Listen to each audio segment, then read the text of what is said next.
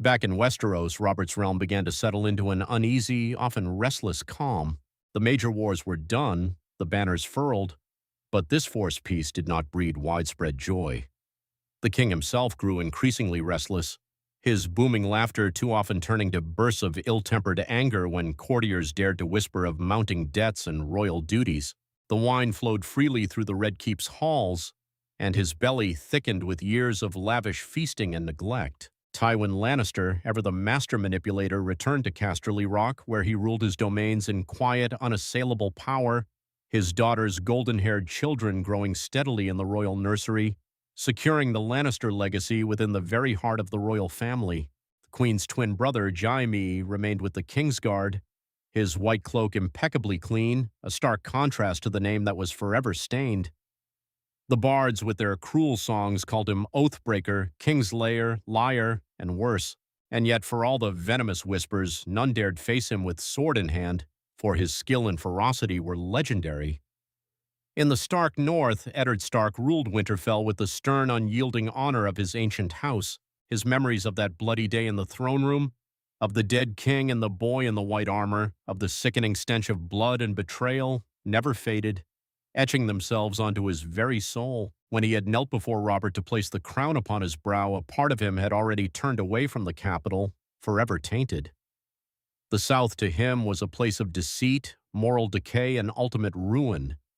The North, cold and distant, was his true refuge, his sanctuary of unblemished honor. But even in the remote fastness of Winterfell, the whispers eventually reached him. They spoke of the last Targaryens, still living, still breathing, across the narrow sea. Some wished them dead, a final solution to an old problem.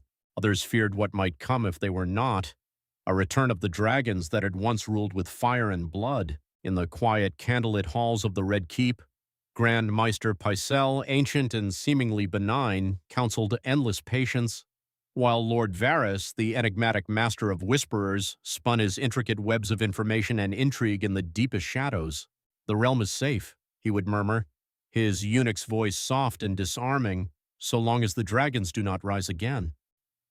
But his eyes, black and unblinking, always seemed to look eastward, beyond the sunrise, towards the distant, mysterious lands where dragons had once flown, and where perhaps they still waited. Years passed, merging into a decade, and the name of Aerys Targaryen slowly faded from the everyday lips of the common people, becoming little more than a distant cautionary tale. Yet his madness had not vanished entirely. It had merely shifted shape, seeping into the collective memory, into the deep-seated fears of the populace, and subtly, insidiously, into the very hearts of those who ruled in his stead. For the Iron Throne, forged of conquered swords, had a way of changing those who sat upon it, of demanding a terrible price. It cut deep, drawing blood, and every drop it drew was a faint, chilling whisper to the next king, promising ultimate power, but always, always warning of the fire that lay beneath. Sometimes, when the moon hung high and full over King's Landing, and the torches burned low within the Red Keep, the servants swore they could still hear strange sounds echoing from deep beneath the castle, a faint serpentine hiss, a bubbling, viscous sound, like something ancient and alive, patiently waiting. They said the king's wildfire had never been fully found, that the pyromancer's caches, vast and volatile, still slept beneath the sprawling city, a green, glowing promise of doom. Some claimed the old alchemists, their faces shrouded, still met in secret, praying over the dormant green flames, desperate to reawaken the terrible power they had once served. Robert Baratheon, ever dismissive of such morbid tales, merely laughed when he heard them. "Let the past rot," he would roar, raising his goblet high, "where the dragons are dead. Let them stay that way." But in the smoky taverns and on lonely, windswept roads, songs began to rise again, quietly at first, sung by those who remembered the old blood, whispered melodies of the dragon's inevitable return. And across the narrow sea, in the warm, humid air of a rented house in Pentos, a slender girl with silver hair stood upon a moonlit balcony, staring out over the dark, restless waters towards a land she had never seen, a kingdom that existed only in her brother's feverish dreams. The wind, stirring from the east, tugged gently at her silver hair, like a faint, beckoning whisper from another world. She did not yet know the true name of the father who had gone mad, nor the horrifying depth of the ruin he had brought upon his house and his people. She knew only that the stories her brother told her called him Dragon, and that dragons in the legends were not meant to die forever. She closed her eyes and thought she could almost hear something in the immense distance, faint and low, yet powerful and resonant, like the slow, steady beat of vast, leathery wings. The years slid by like the slow, inexorable turning of a colossal wheel, grinding down kings and crowns alike, wearing away at even the strongest foundations. The echoing halls of the Red Keep, the triumphant banners of House Baratheon now fluttered proudly, where once the majestic three-headed dragon had flown. Yet the very stones of the ancient castle, deep within their cold memory, seemed to remember a different time. When the wind swept down from the bay, carrying the distant cry of gulls, it often carried a whisper that tasted of smoke and profound sorrow, as though the very walls grieved for what had been lost or perhaps for what might yet return. King Robert, once lean and powerful, grew heavier with each passing year, his once joyous laughter now often booming through the feasting halls, only to be quickly followed by a rage just as loud and terrifying when wine or some painful, unbidden memory soured his mood. He hunted and drank with a reckless abandon, as though the fire of war still burned fiercely in his blood, demanding an outlet. But the crown, a heavy circle of gold, sat ever more uneasily upon his brow.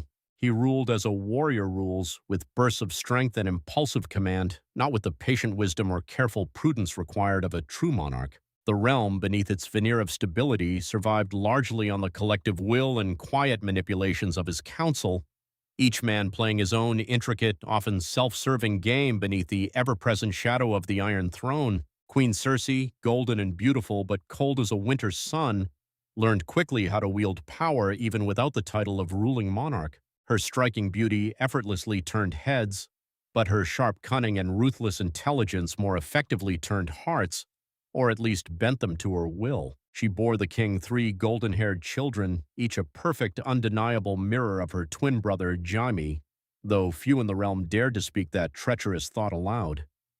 To the realm, they were the legitimate heirs to the Baratheon line, securing the new dynasty. Cersei, they were her quiet, perfect vengeance against a husband who loved only ghosts, and against a world that had denied her true power. Robert, for his part, did not look too closely at his children or at his wife's ambitions. He had long ceased to care for the intricate, tedious machinations of politics, finding far greater comfort and oblivion in his cups than in the sober deliberations of his council. "Let them plot," he would often bellow, waving away the worried pronouncements of his advisers with a dismissive hand. "So long as the wine flows and the realm stands, I am content." But the ECC.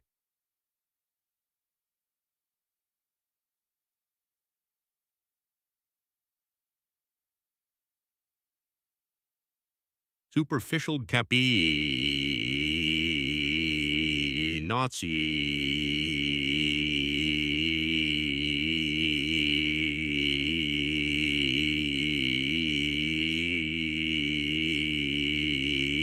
easily as it seemed. Beneath the surface of this hard-won peace lay mountains of debt, generations of festering grudges, and the restless, unquiet memory of fire and ancient blood.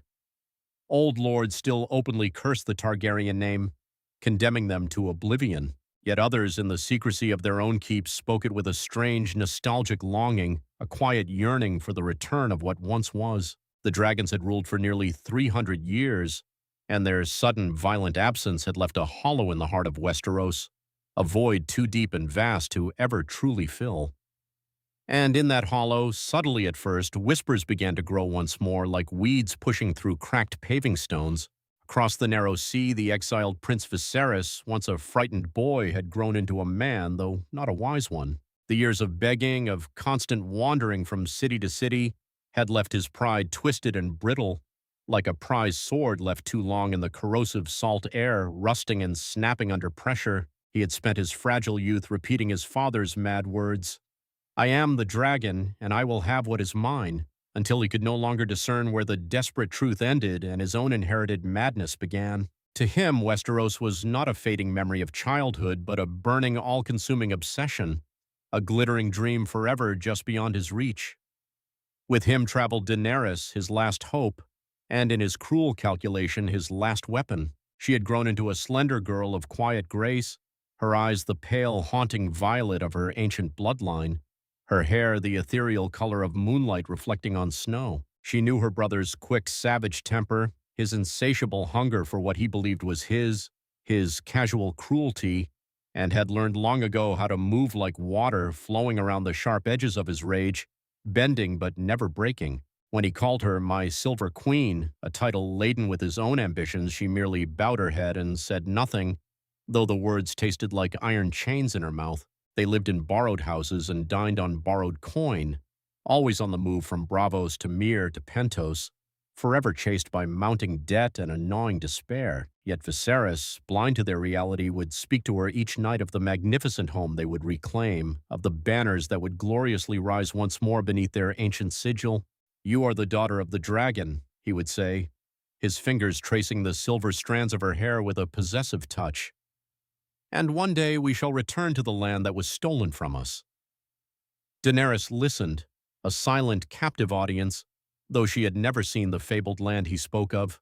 The Westeros of her brother's grandiose tales was a dream of fire and glory, of conquest and rightful rule, not the desolate, blood-soaked place her father had left in ashes. In her heart she felt no burning hunger for vengeance, only a profound, aching longing for peace, for a quiet place to truly belong, a sanctuary from the endless flight. But the ancient blood of the dragon, however dormant, is not easily stilled, and in her sleep she sometimes dreamed vividly of vast, leathery wings and consuming flame. One cool, humid night, as the moon hung heavy and luminous over the dark waters of Pentos, they were summoned to a lavish feast hosted by a powerful merchant prince named Illyrio Mopatis. His opulent hall was filled with the glitter of gold and the exotic scent of spices, his booming laughter thick with unspoken promise and veiled intent. "The wheel of fate turns, my young prince and princess," Illyrio told them, his fat fingers heavy with rings gesticulating expansively. "There are men in the East who still remember your ancient house, men who hunger for what was. And there are men in the West who have grown careless, fat, and complacent in their usurped power. The time for dragons, my dears, may come again." Viserys's eyes burned with a feverish, desperate light. "Then give me an army," he demanded, his voice cracking with intensity. "Give me ships, give me swords, give me gold. I will take back the 7 kingdoms, and the usurper will fall." Illyrio only smiled, a knowing, placid expression. "Nothing is freely given, my prince," he purred, his eyes twinkling. "But there are ways, alliances, marriages, trades that can make even the most impossible dreams into flesh." And so, with those subtle words, the seed was planted, the terrible bargain set. Soon after, Daenerys was told of her fate. She would be wed to Khal Drogo, a powerful, fearsome warlord of the Dothraki Sea, in exchange for the might of his legendary riders. Viserys spoke of it as a triumph, a cunning stroke of genius. "When I sit upon the Iron Throne," he declared, his eyes shining with avarice and delusion, "you shall sit beside me, sister. You will be my queen." Daenerys said nothing, her customary silence a shield, but in the quiet solitude of her chamber she pressed her hand against the cool stone of the window frame and stared out at the dark, indifferent sea. Somewhere beyond that vast horizon lay the land of her birth, the land of her father's terrifying madness, her mother's tragic death, and her brother's desperate, all-consuming dreams. She wondered, with a quiet, profound sadness, what kind of place it was that men would burn and kill for, that demanded such a terrible, unending price in blood and suffering. In the harsh, revealing light of the morning, she stood before Drogo for the first time. He was tall as a tower, with skin like burnished copper and hair black as midnight, braided long and entwined with bells in the proud, unyielding style of his people. He said little, his presence immense and primal, but his gaze was heavy, assessing, measuring her with an animalistic intensity. Daenerys, it was their ship up to hers, but this far waiting to the world, the hot here, the to Daenerys, small, yet as the suffocating fear that had been her constant companion for years, the terror of her brother's capricious hand, his volatile temper, the humiliating knowledge that she was nothing more than a pawn in his grand, delusional game, began slowly but surely to recede. It was a shedding of skin, a freeing of the spirit. The ceaseless wind whipping across her face, The fierce, unyielding sun baking her skin, the primal rhythmic thud of hooves beneath her. They were not merely elements, but invigorating forces. They filled her with a vibrant, raw sense of life she had never known. Drogo, her formidable husband, was a man of stark, potent silences and few words, yet his very presence was like fire, fierce, consuming in its intensity, yet remarkably steady and unwavering. He offered her no gentle courtship, no whispered endearments in the manner of Westerosi knights. Instead, there was a profound, unspoken honor in his actions, a wild, undeniable certainty that required no elaborate speech. He had called her Moon of My Life, and when those guttural, deeply resonant words left his lips, something deep within Daenerys began to believe them. Viserys, however, remained utterly blind to this transformation. He strutted through the Khalasar with the arrogant delusion of a king among beggars, his mouth perpetually overflowing with threats and grand pronouncements. He spoke endlessly of the Iron Throne, of bloody vengeance, of stolen crowns. But the Dothraki, keen observers of true power, merely laughed. To them, he was a pitiful child who lacked even the fundamental skill of riding, a spoiled prince with nothing but empty words. One day, Viserys declared to Daenerys, his eyes burning with an almost manic brightness, "They will give me my army. One day I will take back what is mine." Daenerys looked at him then, and chillingly she saw the faint, unsettling shadow of her father, the Mad King, reflected in his feverish eyes. It was the same devouring hunger, the same all-consuming madness that had destroyed everything it touched. A flicker of pity stirred within her, a new, unfamiliar sensation. But fear, that she realized with a quiet jolt, was gone. The days continued to grow hotter, the sun a relentless hammer in the sky. The Khalasar rode eastward, an unstoppable tide towards Vaes Dothrak, the holy city of their people, a sanctuary where by ancient law no blood was to be spilled and no weapon ever drawn. There, nestled beneath the colossal, silent sentinel of the Mother of Mountains, Daenerys was to be presented as a true Khaleesi. She bore the immense weight of expectation in a newfound silence, feeling something powerful and utterly new stirring within her, a strength that was neither borrowed from her brother nor granted by her husband, but born fiercely and authentically of her own heart. Night, beneath a bloated, blood-red moon hanging heavy in the sky, she dreamed again of fire. In this dream, she stood not before consuming flames, but before a great, terrifyingly beautiful black dragon, its scales gleaming like polished obsidian steel. Its eyes, ancient and knowing, held the unsettling madness of her father and the desperate sorrow of her brother, yet they also pulsed with an immense, unfathomable power and the promise of ruin. She braced herself, certain it would devour her, but instead, with a slow, deliberate movement, the magnificent beast bowed its massive head before her. When she reached out a trembling hand, the heat radiating from it did not burn. It welcomed her. She awoke with tears tracing silver paths down her cheeks.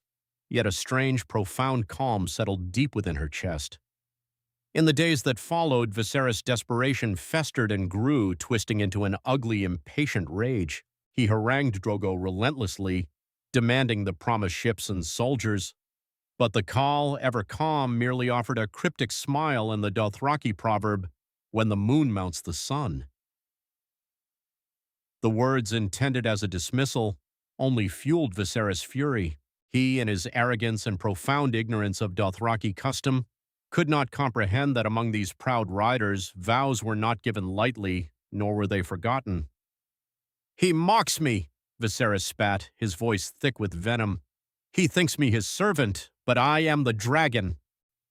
That night, intoxicated and trembling with fury, he burst unannounced into the great feast of the Khalasar. A sword forbidden within Vaes Dothrak glinted dangerously in his hand. His hair, usually carefully braided, was tangled and wild, and his eyes glowed with a feverish, dangerous light. "You will give me my crown!" he shrieked, his voice shrill and cracked with madness. "You will give it to me, now, or I will take it myself." Drogo rose slowly, his immense form unfolding with a terrifying grace, his expression utterly unreadable. Sudden, profound silence descended upon the great tent, crushing the boisterous laughter and music. Then, in a voice as calm and hard as carved stone, the Khal spoke. "A crown for a king. The Dothraki moved with swift, brutal efficiency, seizing Viserys before he could even register their intent. Daenerys, her heart pounding against her ribs, tried to cry out to intervene, but her voice caught, strangled in her throat. Her brother was forced to his knees, his wild struggles futile. Drogo, his face impassive, poured a pot of gold medallions into a cauldron, watching as the metal melted and shimmered, glowing white with incandescent heat. "Crown him," he commanded, his voice devoid of emotion. When the molten, searing gold was poured slowly, deliberately upon Viserys's head, he did not scream, he did not even make a sound. The liquid fire streamed down his face, smoking, his flesh sizzling, and when the metal finally cooled, hardening into a grotesque golden crown, he lay utterly still, his eyes wide and vacant. Daenerys, her voice barely a whisper, a truth echoing from deep within her newfound strength, finally understood. "He was no dragon," she murmured, a profound certainty in her words. "Fire cannot kill a dragon." From that day forward, she carried herself with a new, quiet authority, a silent power that resonated through the Khalasar. The fierce men of the Dothraki, once dismissive, now bowed their heads in respect when she passed. Even the revered Dosh Khaleen, the wise women of Vaes Dothrak, looked upon her with something akin to deference and perhaps a flicker of fear. Time flowed like the great rivers of the West, bringing change. Daenerys's belly began to swell with the child of Khal Drogo, and the Dothraki spoke of him with fervent reverence, calling him the stallion who mounts the world, the prophesied leader who would unite all riders beneath a single unstoppable banner. Kyo, his eyes burning with fierce pride, swore a solemn oath. He would cross the narrow sea for his son.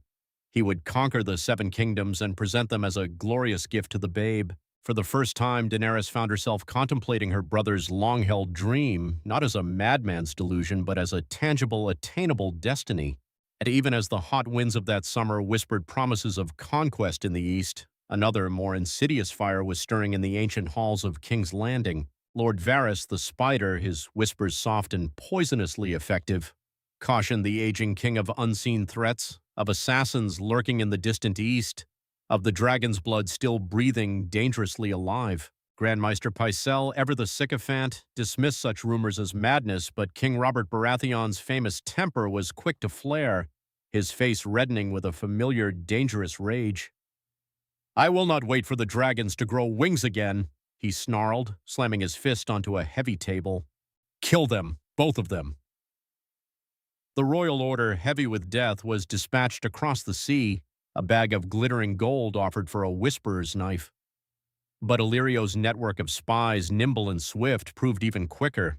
Word reached the Khalasar with alarming speed, and Daenerys, her hand instinctively flying to her growing belly, trembled for her unborn child. Drogo's wrath, when he learned of the threat, was a storm beyond reckoning, a primal force of nature unleashed. "They sought to kill my son," he roared, his voice like thunder rolling across the plains before his assembled riders. "They sought to strike at my blood. I will tear down their stone houses and take their iron chair. I will give my son the world." The Dothraki, a sea of wild, roaring warriors, cheered in a deafening chorus, beating their spears against their chests.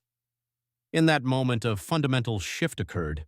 The fate of kingdoms, unseen, hinged upon that guttural cry. For the first time, the consuming fires of vengeance that had burned so erratically and madly in Viserys's heart now began to ignite in Daenerys's own.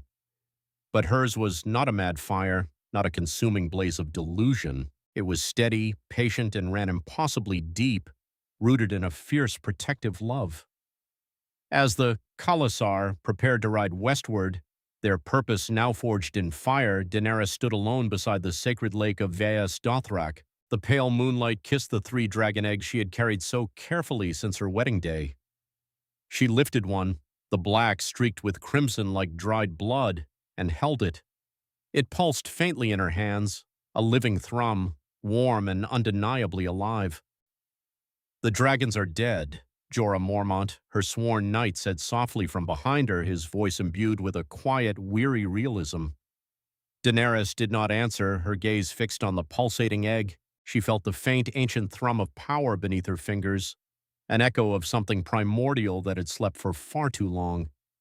She thought of her father, of his consuming madness, of the destructive fire that had devoured everything it touched. And for the very first time, she felt no fear of it. "The dragons are not dead," she whispered, her voice resonating with a new fierce conviction. "They are only sleeping." The wind rose suddenly, a hot, wild breath across the plains, and for a fleeting heartbeat, it seemed to carry the faintest, most ethereal sound of wings. Far away, beyond the vast, indifferent sea, the Iron Throne sat cold and imposing beneath its jagged crown of blades. In its deep shadow, men still dreamed their petty dreams of power, clutching at fading glory. But across the world, cradled in the hands of a silver-haired girl beneath a foreign, watchful moon, the ancient blood of the dragon began to stir once more. The long grass swayed like a rippling sea of gold beneath the burning, endless sky, and the Dothraki rode at its very heart, an unstoppable river of dust and thunder. Their wild laughter and fierce war cries were carried far on the wind. But Daenerys Targaryen heard only the steady rhythm of her own breath and the strong, determined beat of her heart. The long days of fear, of uncertainty, of being a pawn, they were gone, vanished like mist. She was Khaleesi now, wife to Khal Drogo, and soon mother to the child who was destined to be king of the world. Yet peace in such a life born of fire and blood was never meant to last. The gods, it seemed, were far from finished with her. When the sun rode high and mercilessly in the heavens, the Khalasar crossed the great parched plains, pushing relentlessly towards the western lands, where merchants waited with their wares of slaves and gleaming silver. Drogo, proud and restless, sought to trade, to arm his riders with the superior steel of the West before they began their monumental war across the sea. The vast Khalasar stretched for endless miles, a human wave, and Daenerys rode among them, her belly heavy with the son she would soon bear, the prophesied stallion. In her heart she had already named him Rhaego, a tribute to the brother she had lost and the legendary prince her father had so tragically broken.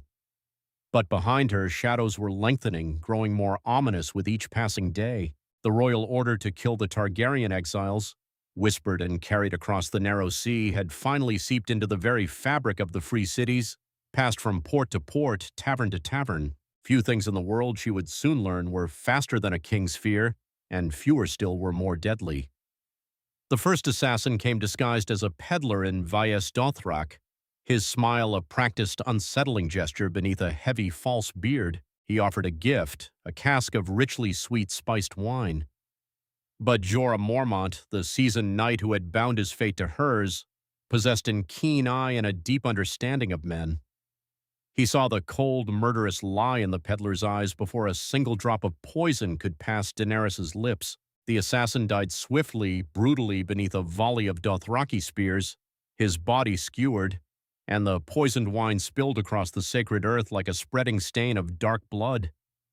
When Drogo learned of the treacherous intent, his rage erupted like a volcanic storm. He rose before his riders, his magnificent braid gleaming with gold rings, his voice thunder rolling across the vast plain, a terrifying declaration. "They sought to kill my son," he roared, his fury shaking the ground. "They sent their knives across the sea to strike at my blood. I will take their iron chair and make it my throne. I will kill their men and enslave their women. I will tear down their stone houses and melt their proud cities to sand." The Dothraki screamed in answer, a primal frenzied roar, beating their spears against their chests until the very earth itself seemed to tremble in anticipation. The war that Viserys had so desperately, so madly dreamed of would now indeed come to pass. But it would not be his war, would be hers.